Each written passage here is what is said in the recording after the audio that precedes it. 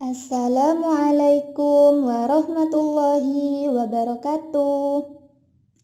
Selamat siang anak-anak. Apa kabar semuanya?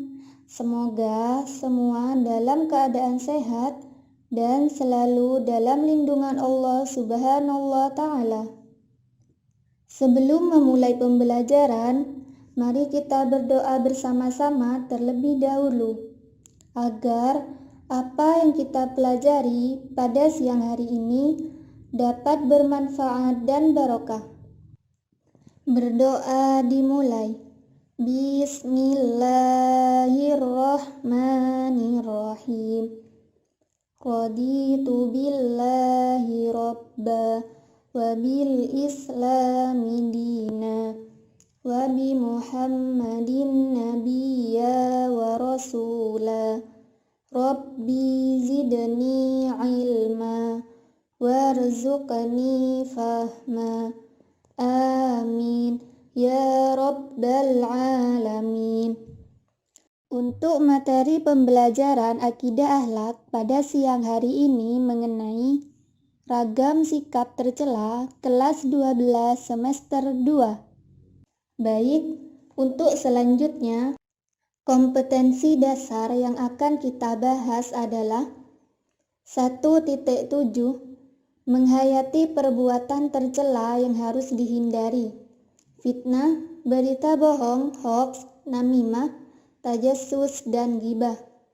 2.7 mengamalkan sikap jujur dan tanggung jawab sebagai cerminan menghindari perilaku fitnah, berita bohong, hoaks, namimah, tajassus, dan ghibah. 3.7 menganalisis konsep dan cara menghindari perilaku fitnah, berita bohong, hoaks, namimah, tajassus, dan ghibah. 4.7 mengomunikasikan hasil analisis tentang konsep dan cara menghindari perilaku fitnah, berita bohong, hoaks, namimah, tajassus, dan ghibah.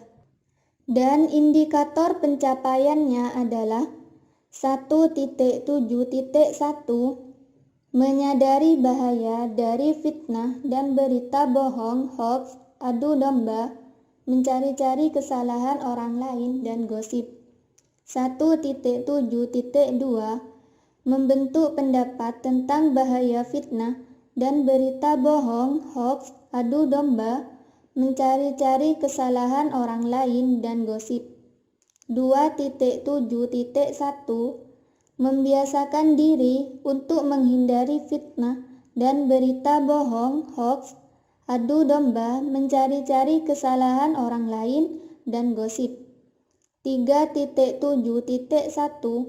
menganalisis peristiwa yang mencerminkan perilaku fitnah dan berita bohong, hoaks, adu domba, mencari-cari kesalahan orang lain, dan gosip. 3.7.2 mengkritik peristiwa yang mencerminkan perilaku fitnah dan berita bohong, hoaks, adu domba, mencari-cari kesalahan orang lain, dan gosip. 4.7.1 merumuskan konsep dan cara menghindari perilaku fitnah dan berita bohong, hoaks, adu domba, mencari-cari kesalahan orang lain, dan gosip. 4.7.2 mengatasi permasalahan berhubungan dengan perilaku fitnah dan berita bohong, hoaks, adu domba, mencari-cari kesalahan orang lain, dan gosip. Selanjutnya, mengenai peta konsep pembahasan kita pada siang hari ini. Yang pertama, fitnah. Kedua, hoaks. Ketiga, adu domba. Keempat, mencari-cari kesalahan orang lain. Dan kelima, gosip. Di sini saya akan menjelaskan mengenai fitnah. Dalam percakapan sehari-hari, kata fitnah digunakan untuk tuduhan yang dilontarkan kepada seseorang dengan maksud menjelek-jelekkan atau merusak nama baik orang tersebut. Padahal, orang tersebut tidak pernah melakukan perbuatan yang dituduhkan kepadanya. Sedangkan dalam Kamus Besar Bahasa Indonesia, kata fitnah diartikan sebagai perkataan bohong atau tanpa berdasarkan kebenaran yang disebarkan dengan maksud menjelekkan seseorang, seperti menodai nama baik atau merugikan kehormatan orang lain.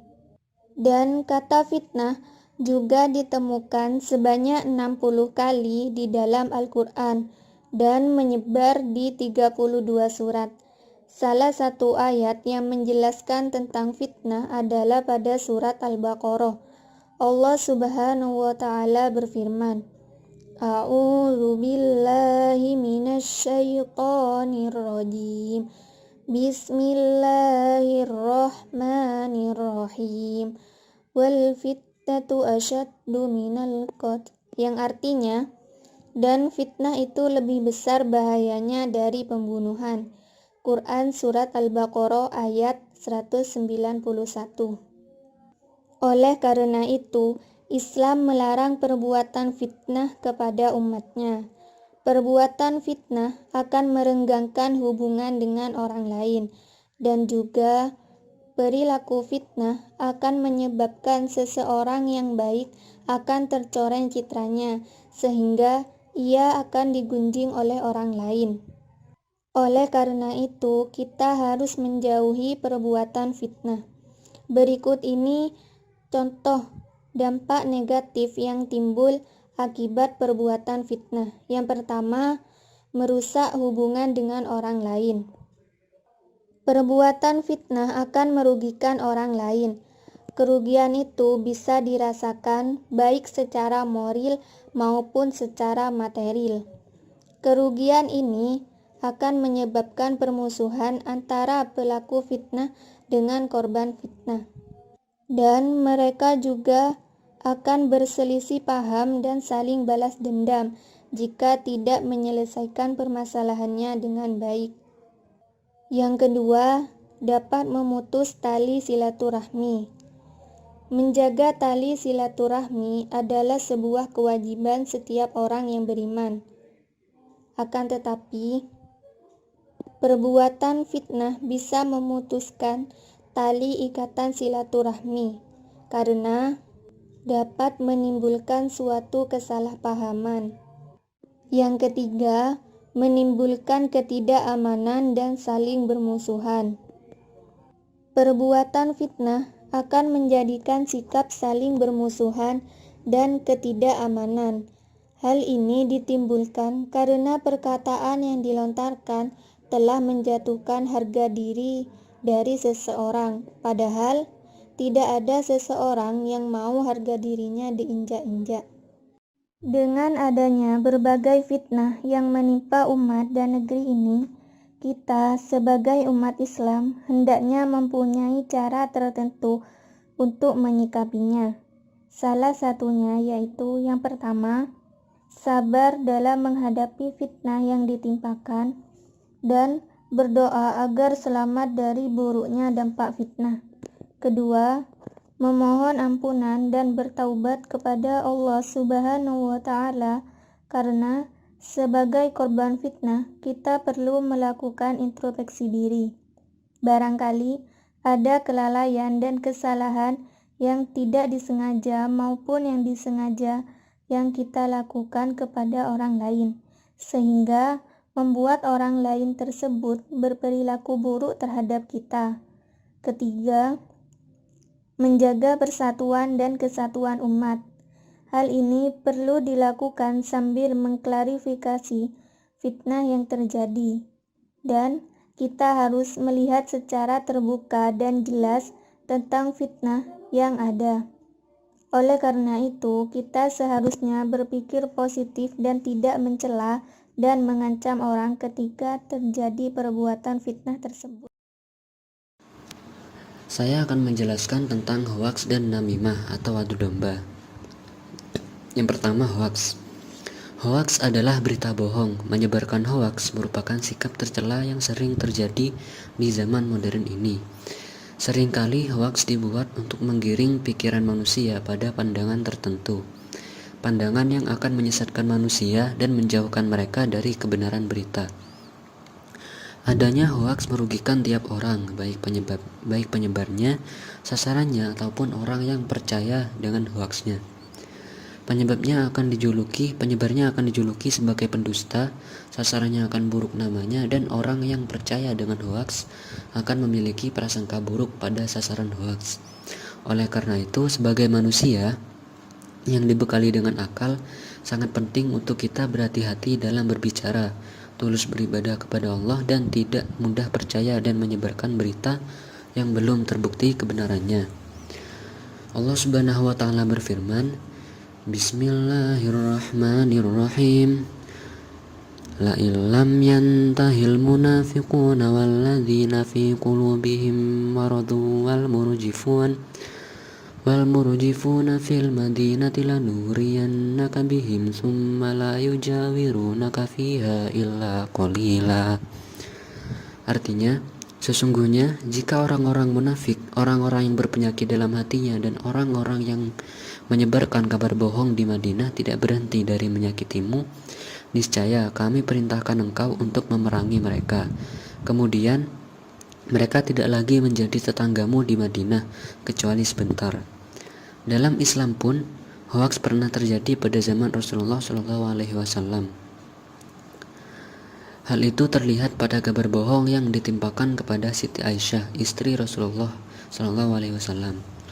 Hoaks akan membuat seseorang menjadi tidak dipercaya lagi di masyarakat. Oleh karena itu, hoaks harus benar-benar dijauhi oleh semua orang. Beberapa bahaya hoaks diantaranya adalah: yang pertama, menyebabkan kepanikan masyarakat. Ketika mendengar suatu kabar, harusnya masyarakat membaca dan memahami kabar tersebut dengan benar sebelum menyebarkannya. Akan tetapi, banyak orang yang malas memahami kabar yang muncul dan terburu-buru untuk segera membagikannya. Perilaku seperti itu akan menimbulkan kepanikan-kepanikan yang akan berujung pada berbagai aksi terhadap sasaran hoaks. Yang kedua, meretaknya hubungan masyarakat. Dengan adanya hoaks tentang seseorang atau kelompok tertentu akan membuat orang lain memiliki stigma negatif sesuai dengan hoaks yang disebarkan. Hal itulah yang akan merenggangkan hubungan baik dalam masyarakat. Yang ketiga, membuang waktu dan harta dengan sia-sia. Seseorang yang menyebarkan hoaks akan mengorbankan waktu dan hartanya untuk melakukan aksi yang merupakan kelanjutan dari adanya hoaks, yang mana itu hanya akan membuang waktu dan hartanya dengan sia-sia. Yang keempat, dibenci oleh Allah Subhanahu wa Ta'ala. Menyebarkan hoaks berarti menyebarkan berita bohong, dan Allah sangat membenci keburukan yang salah satunya adalah penyebaran berita bohong. Dengan banyaknya bahaya hoaks ini, kita memerlukan cara untuk bisa menghindari perilaku menyebarkan hoaks. Beberapa cara untuk menghindari penyebarkan hoaks diantaranya adalah: yang pertama, meningkatkan ketaatan kepada Allah Subhanahu wa Ta'ala. Hamba yang taat akan selalu mengedepankan prasangka baik daripada prasangka buruk kepada orang lain. Ia juga tidak akan berbicara dan bertindak buruk kepada orang lain. Oleh karena itu, ia tidak akan mudah mempercayai kabar-kabar yang muncul, apalagi kabar yang dibuat-buat untuk merendahkan derajat seseorang atau kelompok tertentu. Yang kedua, menyaring informasi. Apabila kita mendengarkan suatu berita, ada baiknya kita klarifikasi lebih dulu kebenarannya sehingga kita bisa terhindar dari menyebarkan berita bohong atau hoaks. Yang ketiga, menyibukkan diri dengan hal-hal positif. Cara menghindari hoaks juga bisa kita lakukan dengan cara mencari kesibukan dengan hal-hal yang positif. Karena dengan begitu, kita tidak akan punya waktu untuk memikirkan atau bahkan menyebarkan berita hoaks. Selanjutnya, namimah atau adu domba. Dalam Kamus Besar Bahasa Indonesia atau KBBI, adu domba adalah menjadikan perselisihan di antara pihak yang sepaham. Menurut Al-Baghawi, adu domba adalah mengutip suatu perkataan dengan tujuan untuk mengadu antara seseorang dengan si pembicara. Sikap adu domba bertujuan untuk merusak hubungan manusia, di mana hubungan baik akan berubah menjadi buruk, perselisihan akan kerap terjadi, dan saling mengejek ataupun menghina akan semakin marak diucapkan.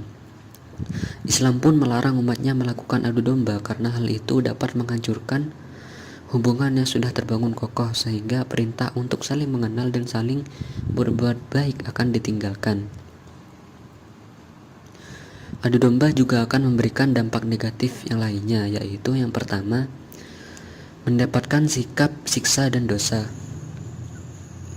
Menurut Rasulullah SAW, pelaku adu domba akan mendapatkan siksa kubur yang sangat pedih. Beliau juga mengajarkan sahabatnya untuk tidak melakukan adu domba. Dalam sebuah hadis dari Ibnu Abbas dikisahkan Rasulullah SAW pernah melewati sebuah kebun di Madinah. Rasulullah lalu mendengar suara dua orang yang sedang disiksa di dalam kuburnya. Nabi Muhammad SAW kemudian bersabda, "Keduanya sedang disiksa dan tidaklah keduanya disiksa karena masalah yang sulit untuk ditinggalkan."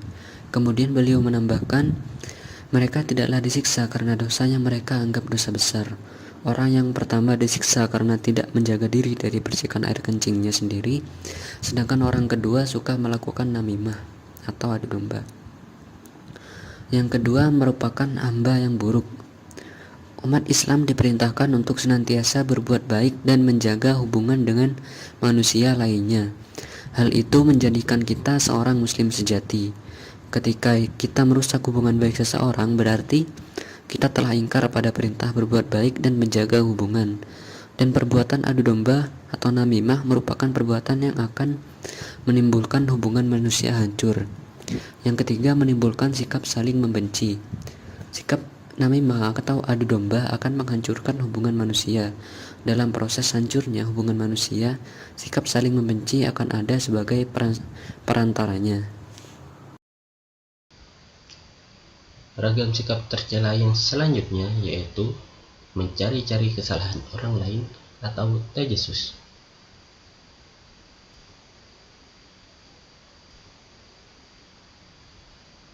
Apa sih pengertian dari tajassus? Nah, secara istilah, tajassus berarti mencari-cari kesalahan orang lain dengan cara menyelidiki dan memata-matainya. Sebagaimana yang telah kita ketahui bersama, bahwa Islam merupakan agama yang sempurna dan sangat menghormati hak dalam bersaudara antar sesama manusia. Maka dari itu, Islam telah melarang kita untuk melakukan perbuatan tajassus atau mencari-cari kesalahan orang lain. Entah itu dengan cara kita menyelidikinya secara langsung atau bertanya kepada orang lain. Setelah kita mempelajari tentang pengertian tajassus, kita akan lanjut belajar tentang bagaimana dampak negatif dari perbuatan tajassus. Adapun beberapa dampak negatif yang diakibatkan oleh perbuatan tajassus, yaitu yang pertama, dilaknat oleh Allah Subhanahu wa taala. Dengan melakukan perbuatan tajassus atau mencari-cari kesalahan orang lain, itu berarti sudah mengingkari dari perintah Allah Subhanahu wa taala yang mana telah memerintahkan kita sebagai manusia untuk saling mengenal, memahami, dan menjamin dalam persaudaraan. Bahkan perbuatan tajassus diibaratkan dengan memakan daging saudaranya yang sudah mati. Kemudian yang kedua, hubungan harmonis akan menjadi hancur. Dengan perbuatan tajassus atau mencari-cari kesalahan orang lain, itu akan menghancurkan hubungan kita dengan manusia yang lain, baik secara individu maupun kelompok. Dengan tajassus, kita akan diarahkan untuk mencari-cari aib atau rahasia orang lain di mana aib-aib dan rahasia tersebut memang tidak seharusnya diketahui oleh orang lain. Selanjutnya atau yang ketiga, yaitu telinganya akan dituangkan cairan tembaga di hari kiamat kelak.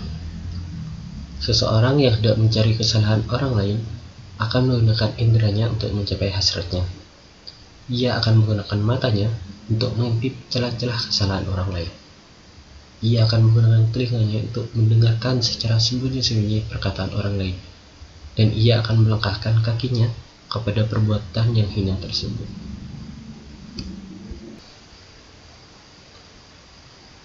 Dalam menghindari perbuatan tajassus, kita dapat melakukan beberapa upaya. Yang pertama, belajar berprasangka baik. Dalam hal ini, Rasulullah SAW telah memberikan kita sebuah contoh untuk berprasangka baik. Suatu hari ada satu kaum yang bertanya kepada beliau perihal tentang daging yang mereka terima dari kaum yang lain. Mereka tidak tahu apakah daging tersebut sudah disembelih dengan dibacakan bismillah atau tidak.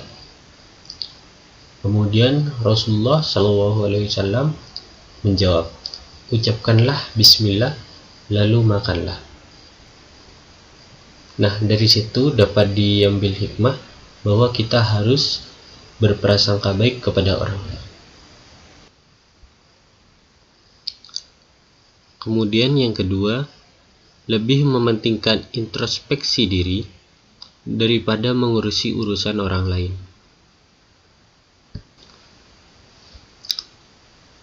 Melakukan introspeksi diri adalah jalan untuk menciptakan kedamaian dalam hidup, ketimbang harus menghabiskan waktu untuk mengganggu urusan orang lain.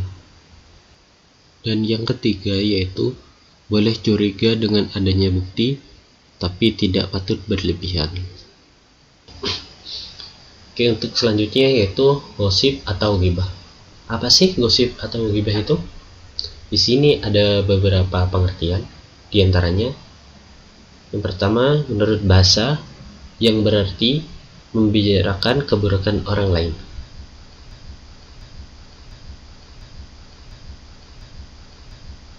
Yang kedua, menurut istilah, yaitu suatu pembicaraan dengan ketiadaan orang yang dibicarakan, dan objek pembicaraannya tentang kekurangan atau aib seseorang, dan orang tersebut tidak rela dengan pembicaraan itu.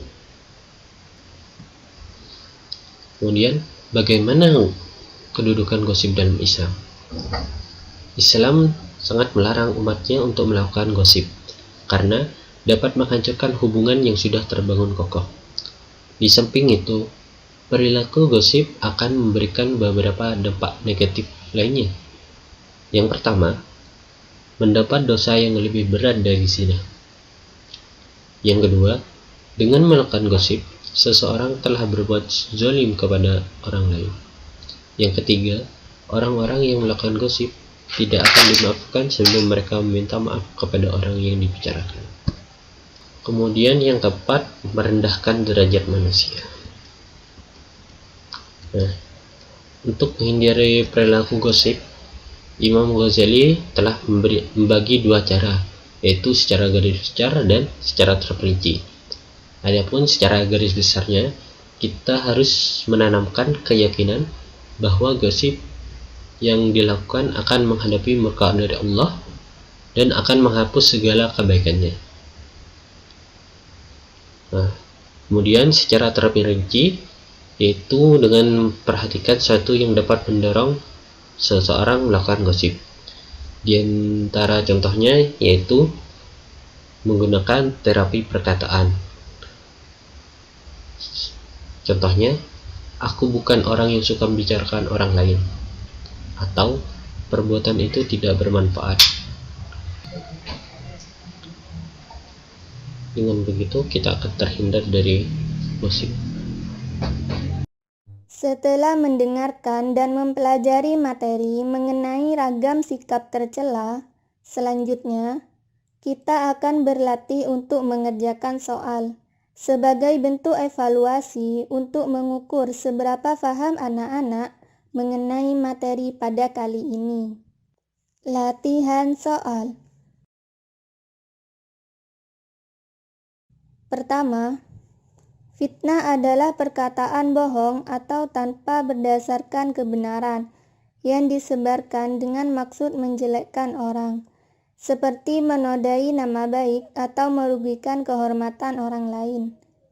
Jelaskan cara menghindari fitnah yang dapat mengurangi kehormatan orang lain. Kedua, berita hoax sering kita lihat di dunia maya. Dengan kurangnya etika dalam bermedia sosial, kita bisa menjadi percaya pada hoax. Apalagi, hoax itu bersinggungan dengan keyakinan yang telah kita anut. Jelaskan cara memilih informasi yang tepat ketika bermedia sosial. Ketiga, sekarang marak kejadian perdebatan yang ditengarai oleh suatu permasalahan yang dadakan. Tidak sedikit orang yang terpancing emosi sehingga membuat perdebatan larut panjang. Bagaimana caranya menghindari perdebatan yang dapat menimbulkan emosi seseorang? Keempat, ketika orang lain tidak suka dengan kalian, ia akan berusaha mencari-cari kesalahan kalian. Bahkan, ia tidak akan segan-segan memberikan isu yang tidak benar mengenai kalian. Bagaimana sikap Anda menghadapi isu yang tidak benar? Kelima, gosip adalah sesuatu pembicaraan dengan ketiadaan orang yang dibicarakan, dan objek pembicaraan tentang kekurangan atau aib seseorang, dan orang tersebut tidak rela dengan pembicaraan itu. Jelaskan cara menghindari perilaku ghibah. Untuk yang ingin menjawab soal-soal tersebut, silahkan menulis jawaban di kolom komentar ya. Baik, cukup sekian pembelajaran kita pada siang hari ini. Semoga bermanfaat. Mari kita tutup dengan membaca hamdalah bersama-sama. Alhamdulillahi Rabbil Alamin. Wassalamualaikum warahmatullahi wabarakatuh.